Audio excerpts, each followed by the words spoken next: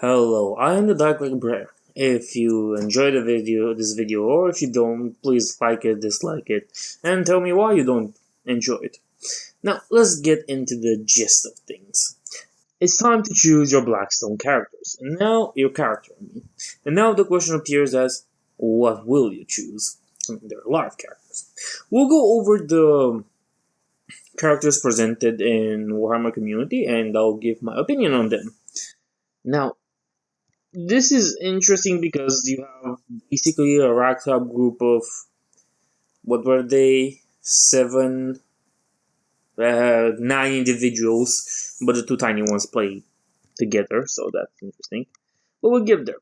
First, we have Janus Drake, which is a rogue trader, and they say that Janus Drake is a rogue trader.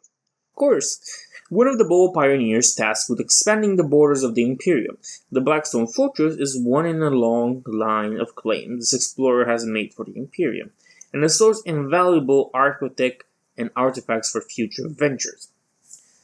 I feel quite bad. I thought he was a mercenary hired for the Imperium. I mean, that kind of works into the gist of a rogue trader, I guess. But still, I was expecting more interesting fluff from him. Basically, he's just a Indiana Jones type, but in space, apparently. Now, how does he play? Janus is a versatile fighter who excels at mid and close range combat. With a solid stat line in all regards, he is a great pick for a beginner and has a place in pretty much any team of explorers. If you're not sure who to pick for your first expedition, you can't go wrong with Janus Drake. And I have to agree, from what they mentioned here, Janus Drake is a beginner. Good beginner character because he's mid to close range combat, which gives him some distance and it gives him some close range capabilities. It doesn't just make him be stuck on one position of fighting. He's not just gonna be, I don't know, like the Space Wolf just going to melee combat or something. He's mid to close range, which means he's gonna have some possibility to attack from afar. But again, I like him. The figurine itself looks decent, I have to say. It has this regal flair to it. Regal alien flair on his chest. And on his chest, the good old two-headed golden eagle of the Emperor. Now let's move on. Esper Locarno. I think this is supposed to sound more Spanish than I pronounce it. Now this is a little weird one because by the model he looks zinchy, but who is he? The Blackstone Fortress is filled with treasure of ages past, and the Navigator houses are interested in getting a hold of some of these.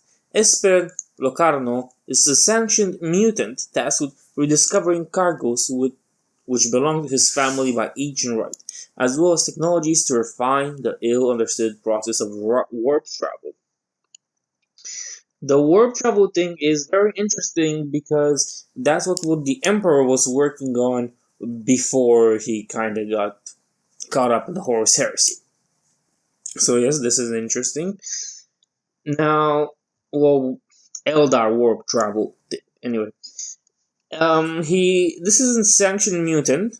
He was, I mean, I guess he's supposed to look like some Zinch spawn, but if you look at the model, he is pretty okay. I mean, he just looks to have a weird hat, if you ask me. Now let's go on. How does he play? Espen Locarno is a support explorer, excelling when working as part of a team. While he's pretty respectable combatant, the trick with this guy is shielding your allies or using his strange psychic powers to pull enemies into firing lines or onto your close combat weapons. If you're looking to support your friends and manipulate your opponents, Esper Locarno is the explorer for you. Besides being a sanctioned mutant, apparently he's a sanctioned psyker as well. Yeah, they build him up as a support character, and I don't think if you're new, you should really try the support character. I'm not gonna talk in the way that I play the game because I didn't get that yet. But by itself, being a support character is a little bit harder, and not really that hard. You more to playtest you can get the role of a support, but as interesting as this guy is supposed to look, but I guess I wouldn't really recommend it for being new to a game to play a support character just yet. Few further down the line, yes.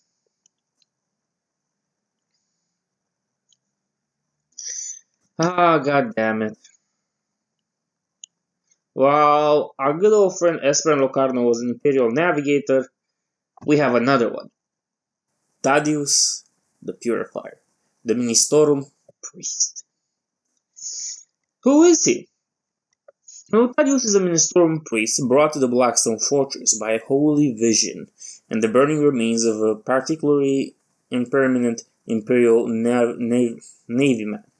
Thaddeus hopes to bring the Imperial cult to Persip, whatever it's called, as well as purging any taint from the Black Fortress itself.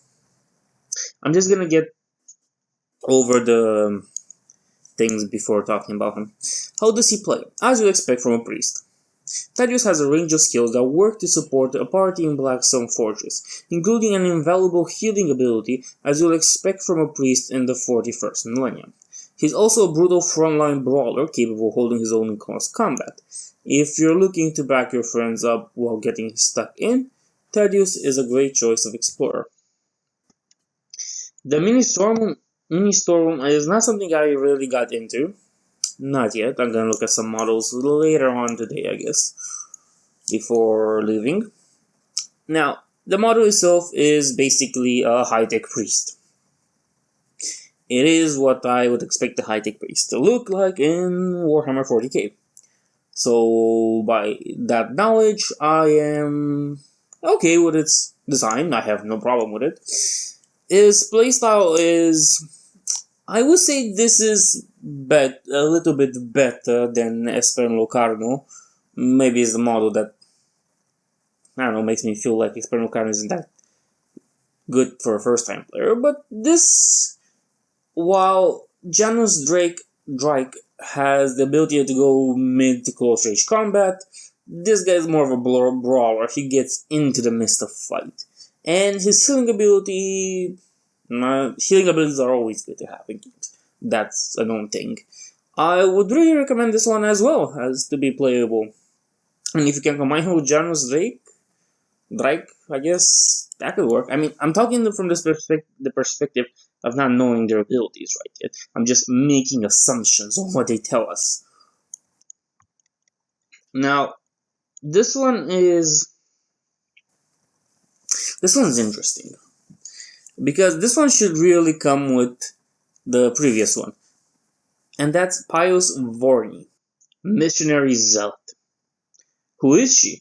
Because she's a woman, apparently. Once a hive ganger, Pius Vorni now fights alongside Thaddeus, the Purifier, having discovered the joy of fate, not to mention burning heretics. Vorn has a pathological love of incendiary execution and seeks to slay any heretics who see the Blackstone Fortress as a refugee from the Emperor's light. So we get a Stormon Priest and we get a Missionary Zealot that's Pyromaniac. I like it that on her chainsaw attached to the flamethrower it writes Vindicator. The model in itself looks amazing. If you could have an army of of women like this, god damn, that would be amazing. I mean, I'm expecting something along the lines of this type of model for the Sisters of Battle when they come out. Or when I buy them, whatever. This model is amazing. I just love it. The fire, the bone. Is that a bone? I think it's a bone. The iron halo around her head. That mask that reminds me of Jimmy Havoc from Progress Wrestling. Yeah, and her backstory is basically she was a hive ganger. She turned into the Fate, which is basically your street thug that goes to Jesus. The story is quite basic, but it's known to work a lot. Now let's see how she plays. How does she play? Vorni is the glass cannon. a Blackstone Fortress. She may be fragile, but that doesn't matter if you can set all your enemies on fire before they even touch you. Capable of utterly annihilating anyone who gets close and capable of laying deadly traps. She's the perfect pick for players looking to win through cunning, mobility, and the liberal application of Prometheum. So, a glass cannon. I guess a glass cannon would really work well with Thaddeus, but that kind of. I mean, I think you can use her separately depending on what her abilities are going to be and her stats. But if she really is like a two hit and she dies type of thing, then you really need Thaddeus to support her. Which kinda is bad because it forces someone out of another character into Thaddeus. Which Thaddeus is a good character. I think he should be in every team because he has a heal.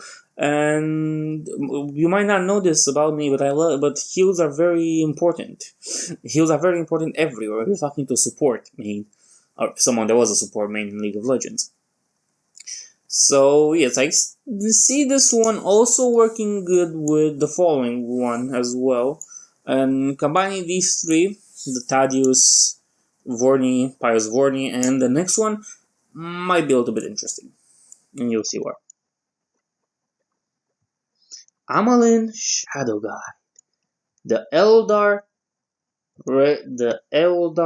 Ranger. Here's an interesting part. I couldn't really make out that this or Pius Vorny, I couldn't make them out as females. Probably I didn't care that much for them to be females or males. I was like, nah, okay, he's a female. Now, who is she? Hailing originally from the now shattered craft world of Bieltan, Amalyn Shadow Guide has traveled the webway for centuries. For her, the Blackstone Fortress represents a possible way to save her dying home and make Bieltan whole again, though through the strange technologies within. This is more of a hit or miss, hope it works type of thing. I mean, from what I understand from this part of who is she, I can only think that she's basically just basing everything on one card, and she hopes it's gonna work because if it doesn't, things aren't gonna be good for her. But by that knowledge, I can't really say much. How does she play? I'm gonna try to go as a fighter who excels at extremes, in classic Eldari style. At long range, you'll be able to snipe your opponents, but should they get close, you'll be able to make short work of them with her power blade. I guess this is more of a... No, she has a sniper, so she's pretty much based, I think, more on long range. And this could work well with Janus Drake, who's based on mid to close combat. Or it could also work good with Thaddeus as a tank and with Pius Vorny as the glass cannon, the damage dealer. One snipes them, one gets them close, one tanks them. Know that I'm thinking everything in World of Warcraft rating terms, so right now I'm not sure this is the best way of thinking about it. The model looks amazing. I mean, the model's worth every penny in it. From the Eldar sniper rifle to her costume to her blade. Yeah, I know they're not going to be painted like that. Of course not. But it looks amazing and it's pretty much... It's interesting and it has an interesting and good playstyle. You're basically the typical ranger, the guy that attacks from afar. Now, Dahyak Greek. I hope I pronounce this right because God knows how to pronounce it. The Crew Tracker. Now, who is he? Like many Crew, his name is a mercenary working for the highest bidder. The Crew Mercenary Code of Honor is key to him, for it is through loyal service that the Crew may consume new genetic material. Through eating many unfortunate inhabitants of the fortress and thus assuming their memories, Greek has learned much of the mysteries within. I want to make a comparison. I want to say something to compare it to the what's called the Zerg, the Tyranids. But I'm gonna not do that and go on how does he play. This is a versatile fighter with a powerful ability linked to his crude lineage. In games of Blackstone Fortress, players can gather inspiration points, a resource used for all sorts of handy in-game effects, from rerolls to hunting for treasure. These points are usually generated by slaying enemies. Geek is more likely to gather them than any other explorer, representing his ability to consume foes and gain their knowledge. So you basically get more action points with him. And that's about it. I have no comment for this one, and it seems pretty generic. But for what we are given at the moment, we'll have to endure with this. The model itself looks okay. Yeah, you can see that he's a mercenary, somehow. Maybe it's the cloak, maybe it's the weapon, maybe it's the race. But it's okay, it's okay. Let's move on to the next one, shall we?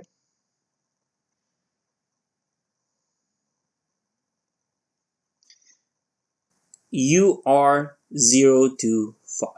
Imperial Robot. Now, what is it? And this is a good one. The robot is an oddity even by the standards of Prism, whatever the planet's called. Ostensibly an aged Imperial robot in the service of Magus, of the Adeptus Mechanicus. If you don't know who Magus is, you can basically search him up on Forge. Then it's this Adeptus Mechanicus figure that comes with 4 more robots at 60 euros. Lore-wise, I don't know nothing about Magus, so I was just talking about his price. It seems there are secrets to the robot's past that may be revealed as you play.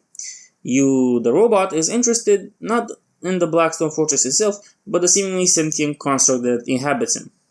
I guess the robot is a remain of the dark age of technology, one of those super smart AI that you can't really fight over, that just thinks for himself. Now, how does he play? The robot is a walking tank, by far the most durable explorer and in the running for the most devastating damage output. While he's slow, you'll be able to weather pretty much anything the Blackstone Fortress throws at you, making him a cracking teammate for fragile fighters.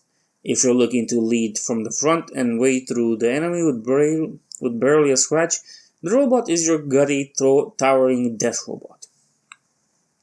By what they're saying here, we just basically have a really good tank. Where Thaddeus can be more of an off-tank at this point, more of a paladin, this guy can really be the main tank of the group. And I think combining the robot with Thaddeus and Vorn is a good combination to have. Put in the Eldar Ranger, Amelin Shadow Guide, I think, if I remember well. And then you pretty much have a good ragtime team of guys that can take care of their own. High damage output from Vorn and the Ranger, and defense from the robe from UR025 with the help of Thaddeus to heal and off-tank at some points. And that could be a pretty interesting playstyle. The robot is nice looking if we're talking about his figurine. I mean, it's a robot. I don't know what I'm expecting out of a robot at this point, but I guess things work either way, right? Now, let's move on to the final figures. Rain and Rouse, Rattling Twins. And these are like the dwarves. These are like dwarfish in scale. They're so tiny, I think you can basically paint them with a needle. Now, who are they? Little is known about Rain and Ross. The Rurgir will suggest that these sanctioned abhumans once fought with the Astra Militarum, but now they live as renegades. Both are consummate thieves. To them, the Blackstone Fortress represents profit and little less. I guess they're the only ones that see profit in that thing. Yeah, sure.